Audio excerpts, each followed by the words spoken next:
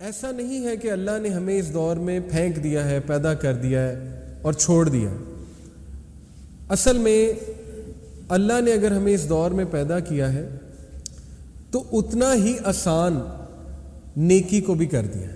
تھوڑا سا اگر آپ سوچنے پہ آئیں، صحابہ کو علم حاصل کرنے کے لیے کتنا دور جانا پڑتا تھا، ٹھیک ہے۔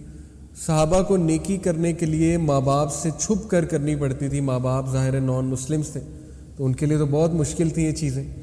آج کے دور میں دیکھیں یوٹیوب بھرا ہوا ہے podcast, Islamic podcast سے علم حاصل کرنا ہے۔ کورسز پہ کورسز لانچ ہوئے ہوئے آن لائن، گھر بیٹھ کے اے سی والے کمرے میں کورس پڑھا جا سکتا ہے، ٹھیک ہے۔ IOU ہے، انٹرنیشنل اوپن یونیورسٹی، المغرب ہے، الکوثر ہے، وہاں کورسز ہی کورسز ہیں۔ یوتھ کلب کے بھی کورسز ہوتے ہیں آپ کے سامنے، ٹھیک ہے۔ تو دیکھیں ایسا نہیں ہے کہ یہ بالکل ہی ایسا دور ہے کہ تباہ کن دور ہے اور اس میں کچھ بھی نہیں ہو سکتا، بہت کچھ ہو سکتا ہے۔ اور موٹیویٹڈ رہنا چاہیے انسان کو کہ اگر اللہ نے اس دور میں پیدا کر دیا تو حل بھی دیا، ٹھیک ہے۔ لیکن یہ بات بھی درست ہے کہ گناہ بہت آسان ہو گئے، تو ہم انشاءاللہ اس پر ڈسکشن کرتے ہیں کہ گناہ اصل میں ہوتے کیا ہیں، اور کچھ موٹیویشن دینے کے لیے آپ کو ایک حدیث سناتا ہوں، بہت خوبصورت حدیث ہے۔ کہ شخص آیا اللہ کے نبی صلی اللہ علیہ وسلم کے پاس، یہ صحیح حدیث ہے مسند احمد کی۔ اس شخص نے کہا یا رسول اللہ ایمان کیا ہے، کیسے پتہ لگے گا میں ایمان والا ہوں؟ اللہ کے نبی صلی اللہ علیہ وسلم نے فرمایا اگر تو نیک اعمال سے خوش ہے اور برے اعمال سے غم زدہ ہے تو تو ایمان والا ہے۔ سبحان اللہ۔ یعنی ہم یہ سمجھتے ہیں کہ مومن وہ ہے جو برے اعمال کرے ہی نہ، یہاں پہ کیا کہا جا رہا ہے کہ مومن وہ ہے جو نیک اعمال سے خوش ہو اور برے اعمال اسے غم زدہ کرے۔ اس کا مطلب ہے کہ مومن بھی گناہ کرتا ہے، ٹھیک ہے۔ جیسے سورہ آل عمران میں آیت ہے، اللہ جنتیوں کی کوالٹیز بتا رہا ہے۔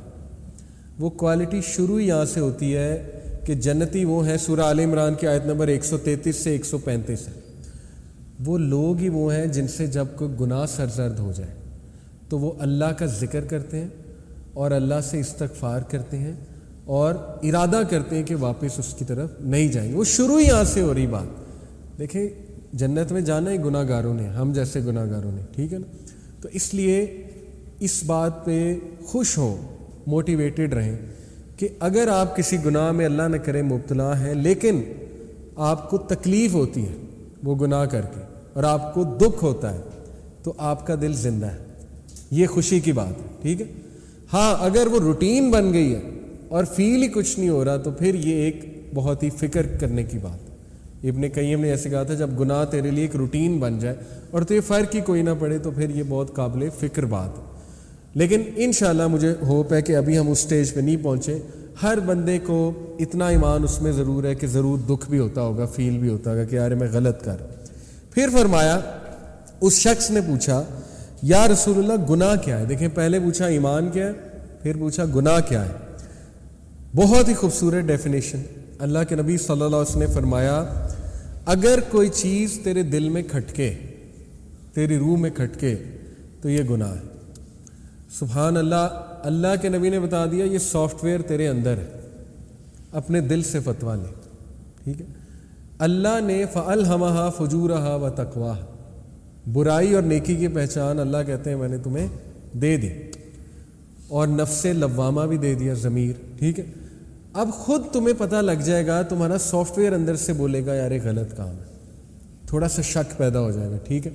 کچھ گناہ بہت کلیئر ہوتے ہیں، کچھ گرے ایریاز ہوتے ہیں، اور وہ آپ کا دل بتا دے گا کہ نہیں یہ بھی چیز غلط ہے، یہ کھٹک رہی ہے تو وہ گناہ ہے۔ تو اس کو اوائڈ کرنا یہ ہے اصل میں ٹیسٹ، ٹھیک ہے، اور اسی کا ریوارڈ ہے۔ اور یاد رکھیں جو جس ٹیسٹ سے گزر رہا ہے اتنا اسے ثواب ہوگا۔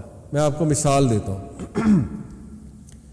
جو عورت جس نے پروسٹیٹیوٹ تھی، کتے کو پانی پلایا، پڑھا ہے نا آپ نے واقعہ اپنے جوتے میں، مختلف روایات ہیں، کسی میں مرد کا ذکر آتا ہے، ایک میں عورت کا، بہرحال یہ عورت والی روایت ہم لیتے ہیں۔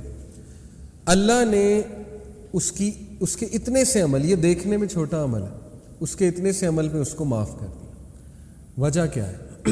دیکھیں جس فیلڈ سے وہ تھی، ٹھیک ہے، گناہوں میں ڈوبی ہوئی تھی، اوبویسلی پروسٹیٹیوشن کی طرف ایسے تو نہیں جاتا بندہ، جتنے وہ بری فیلڈ میں تھی اتنا ہی اس کو چھوٹی سی نیکی کا ثواب زیادہ ہو گیا, پہاڑ بن گئی وہ نیکی, ٹھیک ہے, اللہ کے ہاں اس کی قدر بہت تھی. اسی طرح جو جتنے اللہ نہ کرے گناہ میں مبتلا ہے, وہ جب اس گناہ کو ریزسٹ کرتا ہے یا اس گناہ کو چھوڑتا ہے تو یقین کریں ہو سکتا ہے کہ صرف اس کا یہ چھوڑنا اس کی بخشش کا ذریعہ بن جائے, چاہے کوئی اور عمل اس کے پاس ہو نہ ہو. کیوں؟ کیونکہ اللہ انڈرسٹینڈ کرتے ہیں. اللہ کے ہاں ریلیٹیو مارکنگ ہے, ایبسلوٹ مارکنگ نہیں ہے. ریلیٹیو مارکنگ کیا ہوتی ہے؟ اللہ سب کو دیکھے گا کہ یہ کن حالات میں تھا, ٹھیک ہے, اس کا نفس کتنا اسٹرانگ تھا, ظاہر ہے اس نے کتنی ٹرائی کی, ایوری تھنگ, پھر دیکھ کے اللہ مارکنگ کرے گا نا, پھر مارکس دے گا.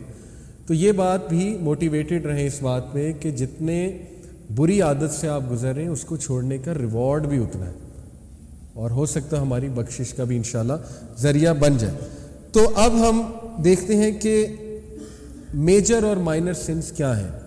پہلی تو بات یاد رکھیں کہ اس میں ایک رول ہے کہ مائنر سن بھی اگر بہت ریگولرلی کیا جائے تو وہ بھی میجر بن سکتا ہے, ٹھیک ہے.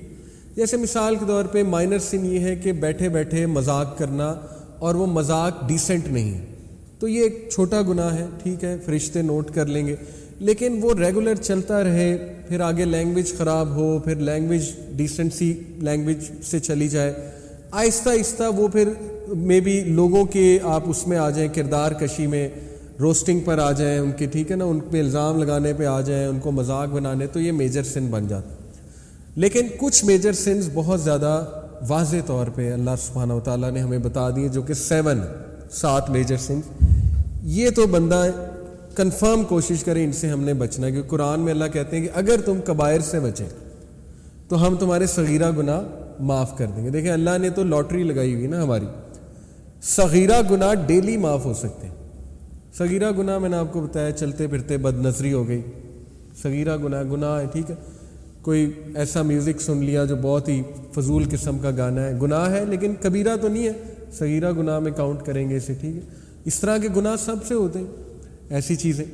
تو سبحان اللہ بحمدہ صبح جو 100 بار اور شام بار پڑھتا ہے اس کے صغیرہ گناہ چاہے سمندر کی جھاگ کے برابر ہو, وہ معاف کر دیتا ہے اللہ, ٹھیک ہے. اسی طرح لا الہ الا اللہ وحدہ لا شریک لہ لہ الملک و لہ الحمد وہو علی کل شیء قدیر, صبح اور شام 100 بار.